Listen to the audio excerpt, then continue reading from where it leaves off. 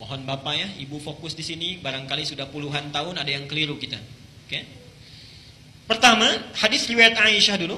Rasulullah sallallahu alaihi wasallam ketika beliau hendak mandi janabah, itu yang dilakukan adalah menuangkan air dulu, membasuh kedua tangannya. Ya? Jadi dua tangannya dulu dibasuh.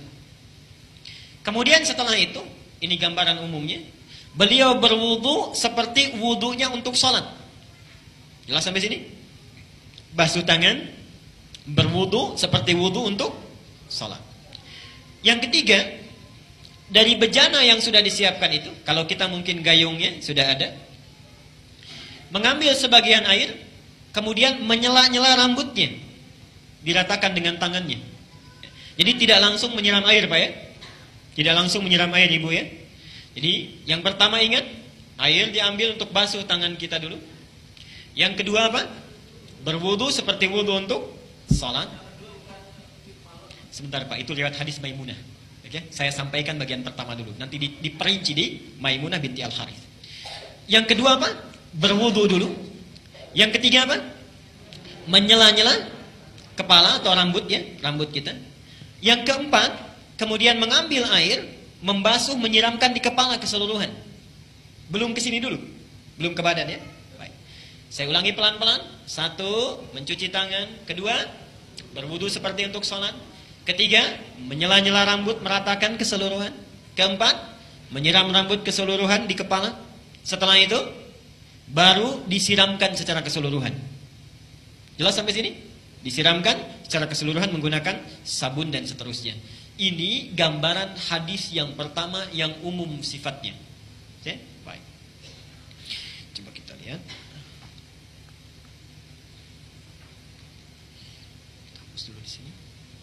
Sekarang kita lihat bagian yang kedua. Ini riwayat siapa tadi? Aisyah radhiyallahu anha. Sekarang Nabi sallallahu alaihi wasallam ketika tinggal di rumah Maimunah, okay, kemudian setelah itu berhubungan dengan Maimunah binti Al-Harith, salah satu istri beliau. Kemudian Nabi sallallahu alaihi wasallam melakukan mandi janabat saat itu.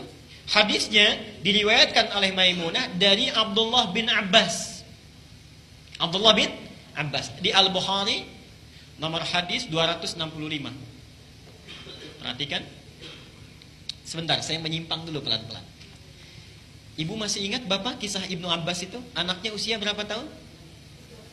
Baik. Silahkan cek pertemuan kita yang lalu, hadis Abu Daud nomor hadis 1365 itu ya. Ibnu Abbas dalam usia 4-5 tahun itu memaksa ingin tinggal di rumah bibinya Maimunah. Jadi Maimunah ini bibinya Ibnu Abbas. Tinggal di sana, ingin melihat bagaimana sifat bangunnya Nabi dari tidurnya sampai tahajud. Saya pernah terangkan ini ya. Ibnu Abbas memperhatikan itu, berdiri di depan kamar Nabi, diperhatikan bagaimana kira-kira Nabi bangun tidurnya.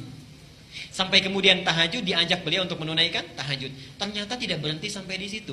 Kelak kemudian hari, Ibnu Abbas ini karena sungkan bertanya kepada Aisyah kan, kalau Maimunah itu bibinya, bertanya kepada Maimunah bagaimana caranya Nabi SAW bermandi janabah.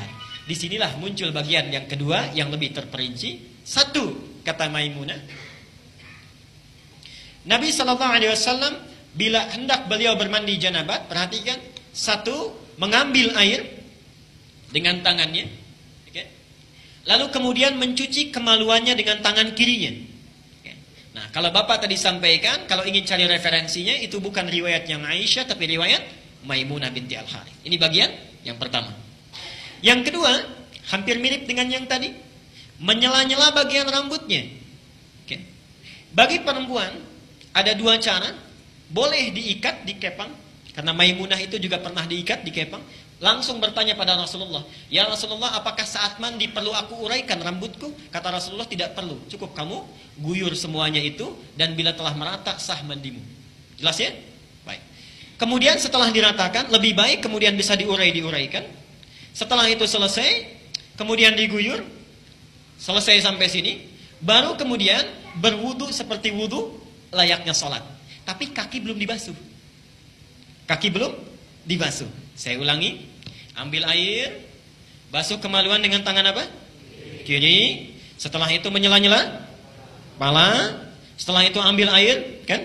Basuh, baik siram, berwudu seperti layaknya wudu, akan sholat, tapi kaki kita belum dibasuh. Jadi cuma sampai telinga ya.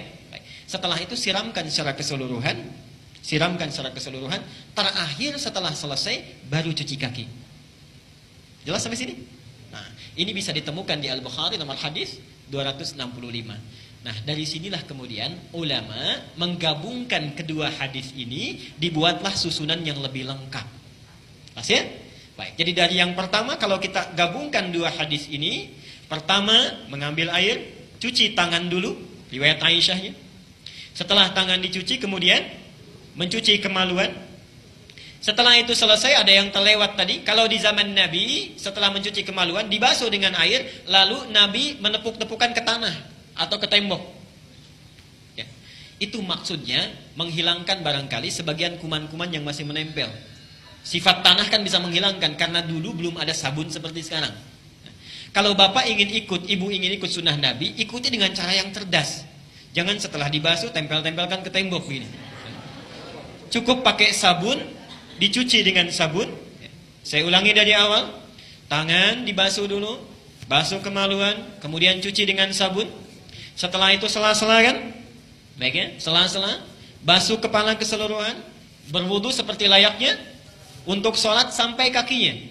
Satukan, sampai kakinya. Baru setelah itu dibasuh secara keseluruhan, mandi dengan rapi. Kalau sudah dilakukan, tidak perlu wudu lagi.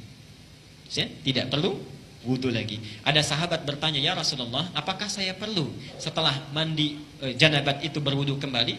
Kata Nabi, harus seperti mandi apa lagi untuk membersihkan? Bahasanya metafor, harus seperti mandi apa lagi? Artinya setelah wudu setelah mandi tidak perlu wudu lagi. Jelas sampai sini? Baik.